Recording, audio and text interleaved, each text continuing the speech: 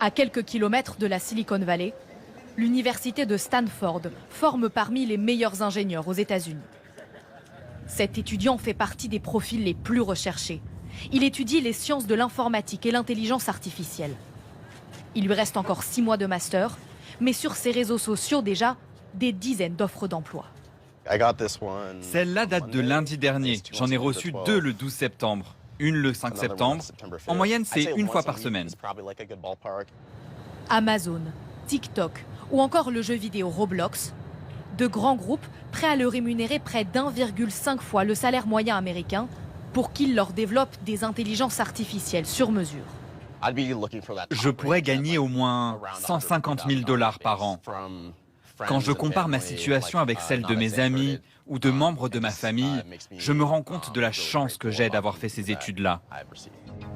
Le salaire moyen d'un ingénieur en intelligence artificielle aux États-Unis est près de 3 fois plus élevé qu'en France. Et ce chiffre peut même parfois exploser si le salarié possède des parts dans son entreprise. C'est le cas de tous les employés de cette société. Elle fabrique des intelligences artificielles pour des hôpitaux, des usines. Et l'an dernier, sa valeur a été multipliée par 9. Je suis très fier d'annoncer que nous avons déjà fait plusieurs millionnaires parmi nos employés l'année dernière. Il y a des millionnaires là derrière vous? Oui, absolument. Mon entreprise est désormais valorisée à 1,8 milliard de dollars. Même pour les salariés qui n'en détiendraient que 0,1%, ça fait quand même beaucoup d'argent. Un argument de taille pour recruter et garder les ingénieurs les plus qualifiés, car les géants du numérique se les arrachent.